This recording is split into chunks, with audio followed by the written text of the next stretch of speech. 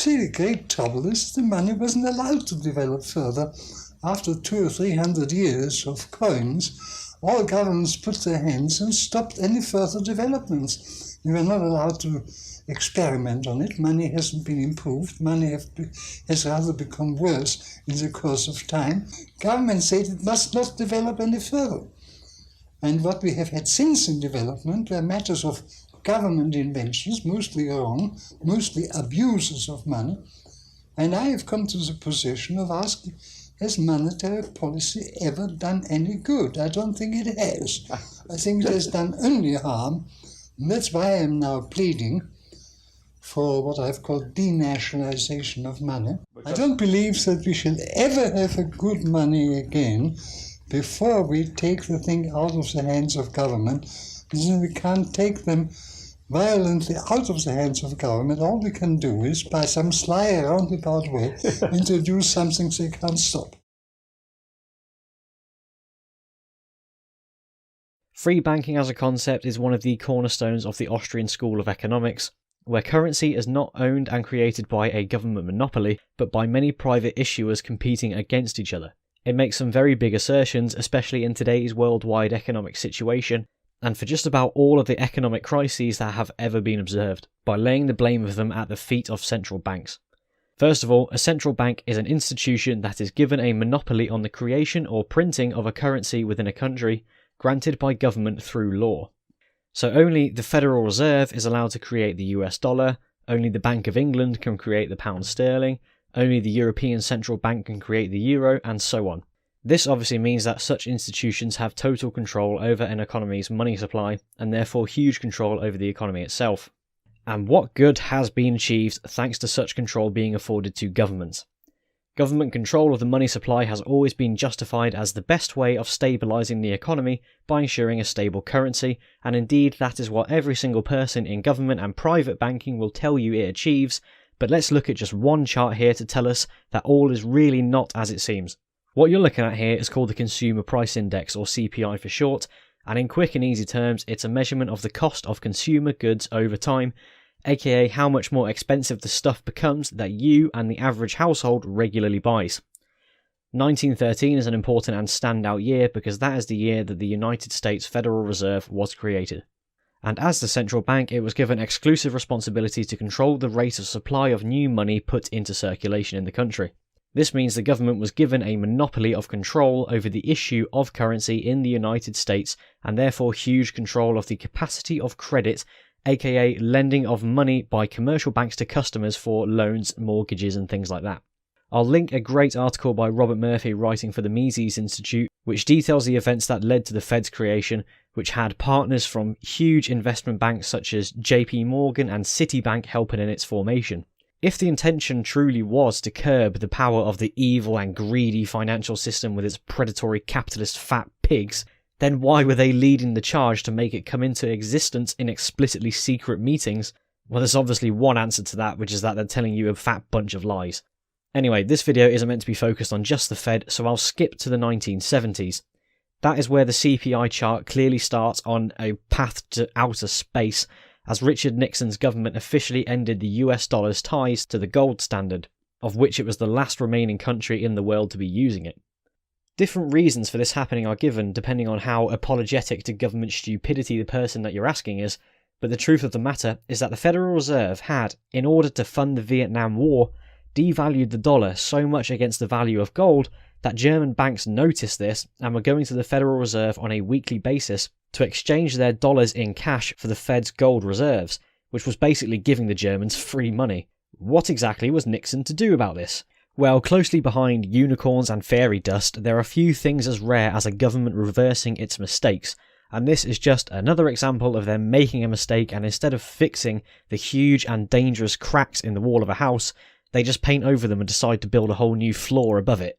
So from this point on, the school of modern monetary theory completed its path of world domination, and now all currency in the world was fiat and upheld by fractional reserve banking, in which a unit of currency is just a note of promise from the government, not backed by gold or any valuable asset, but backed by the taxes of the country's citizens, which came from the promissory note, which back the note, which come from the note, which back the note, and so on and so on. The only value of the money in your wallets and bank accounts is the worldwide belief that the government who issues that money is not going to collapse. So if citizens for a large enough part don't pay tax, that illusion of stability disappears and the house of cards comes crashing down over their heads. And this is exactly what happened to Greece in the early 2010s. Just look it up. Governments have to maintain inflation in this system to force people to remain employed. Because if they're employed, then they pay income tax. And if the money that they've saved remains at a set value instead of being devalued, then they're much more likely to retire early or work less. So the government has to keep you working for as long as feasibly possible in order for you to pay as much tax as possible, in order to stop everything from falling apart. And they still overspend and rack up insane levels of debt, but Christ, I really should bloody move on now. So bada bing, bada boom, one day in 2009, after the government-assisted bubble burst, Hayek's prediction at the start of this video became true. A Japanese man going by the pseudonym of Satoshi Nakamoto saw the state of the developed world, where millions of families lost their savings and their incomes, as the big banks crumbled and all the governments gave the banks billions of tax dollars to save them, while the taxpayers drowned in the flood. He knew something had to be done and coded a simple yet brilliant piece of technology, and within the data for the first ever block of Bitcoin that was mined are the words of a newspaper headline. The Times, 3rd of January 2009. Chancellor on brink of second bailout for banks. What a legend. This isn't going to be a ramble of computer science jargon telling you what makes Bitcoin what it is, just what it means for economics in the context that has been provided so far. Nobody can ever control Bitcoin. It is mined on using the processing power of computers by individuals and companies and is not issued by a government. It can be transferred almost instantly over the internet and across any border. It can be stored in online wallets or even on a memory stick for total security. Every piece of Bitcoin is unique and serialized and cannot be duplicated for the purpose of fraud or inflation. There is a limited amount that will ever come into existence. It cannot be issued at will in the name of stability, which as we've shown is a completely fallacious effort. For these reasons, it is the closest thing we currently have to digital gold. A lot of the initial value of gold comes from many of those sources that I listed for Bitcoin. Like Bitcoin, it has intrinsic immediate value from the incredibly expensive task of mining it. It's decentralized in the same way, but it has its own pros and cons. The pro is that gold is incredibly desirable and stable, specifically because it has been humanity's primary means of money for thousands of years, and nothing can come close to replicating that factor of ensuring perpetual demand. But its huge flaw in the face of Bitcoin is the ease of transfer. Any government with the technology these days can scan all of the parcels being sent into its country from another, and economically oppressive countries like the Soviet Union banned gold precisely because a decentralized use of money directly threatens their economic control. So if a country bans gold and then its agents find a parcel of it addressed to your house, you can expect a rude awakening just before sunrise as armed men blow up the front door of your house and throw you in a cage. But now, if you have access to the internet and a VPN, there is no place on earth where a government can feasibly track or prevent anybody from receiving, owning and trading Bitcoin. It honestly makes me happier than I can express to know that from this point on in human history, the individual will forever have access to a means of exchange free from arbitrary inflation and centralized control. This truly is the most important invention for individual freedom against tyranny since guns became cheap enough for individuals to harness, and I really can't stress that enough. But despite this monumental achievement, Bitcoin is not the final answer. Anybody who has heard of it will probably associate one word towards it: volatility. The price has shot up astronomically to now where at the time of writing, a single whole Bitcoin is worth around $10,000 US. To put that in perspective, in 2010, a pizza was famously ordered from Papa John's using 10,000 Bitcoins, so I really hope that pizza was worth what is now $1 million just a decade later. It seems ridiculous to propose that the key to solving the instability of government money is a form of digital money, which seems apocalyptically worse in comparison. And so now I reveal why I have been banging on about gold for so long. The genesis will not be complete until there is a successful launch and widespread adoption of a cryptocurrency backed by either gold or silver. If you watch the whole interview of Hayek that I got the clip at the start from, he says that the new denationalized money will very likely be a creation of metal companies issuing receipts and accounts backed up by the value of their own business, almost like a share. Once a trusted gold company creates their own cryptocurrency, they will unlock the final key of the puzzle, and other similar companies will do the same, allowing money to once again be unrivaled in its stability thanks to the forces of value and private market competition. This seems inevitable at this point in time, and the only thing stopping it is the risk a company would obviously be taking by being the first to try it. And the whole purpose for precious metal companies existing in this age of post-gold standard is the purpose of avoiding risk.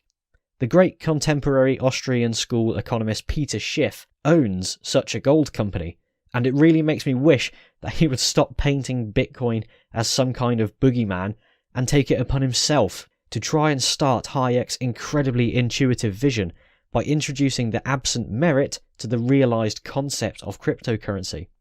The day that something like this happens is the day when the world is once again economically free and starts the ball rolling for the return of all other kinds of individual freedom along with it that we have lost over the years. The world revolves around money.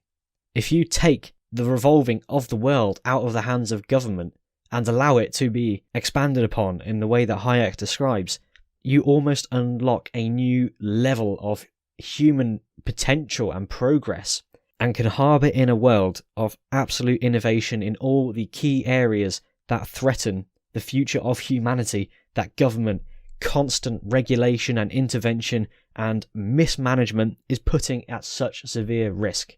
When government can't control money, they can't control what you buy, meaning you can buy things that don't harm the planet, meaning you can buy things that improve your standard of living, meaning that your wages increase higher than inflation. If you look at charts of wage growth compared to inflation, you'll see that the average wages from the middle class downwards have been stagnating, where inflation overtakes the rate at which wages grow, which is why my generation as a 23-year-old will be the only generation in about 400 years that on average will probably earn less in real terms than their parents. This is what government has done to our money, and now we have the capability to begin to take it back. There have been several attempts before to try and make a cryptocurrency that is linked to the price of gold that's not exactly backed by gold, and they are all essentially marked as failures. The key here is to make a gold standard cryptocurrency. And you can see why this should be the case if we go back to our CPI chart here. Before the gold standard was abolished, there was hardly any inflation, which means there is more individual freedom to own your own money, not a government prescribing you a currency and then deciding how much it's worth. The fact of the matter is the dollar, and no nationalised currency will ever return to the gold standard. They should never have left, but that's a separate argument. We need to look forward past the notion of a nationalised currency and look towards a borderless, decentralised one backed up with inherent value. It is the future to ensuring that once again we own our money. Our money is the product of our labour. Our labour is the product of ourselves. If we do not own our money, we do not own ourselves.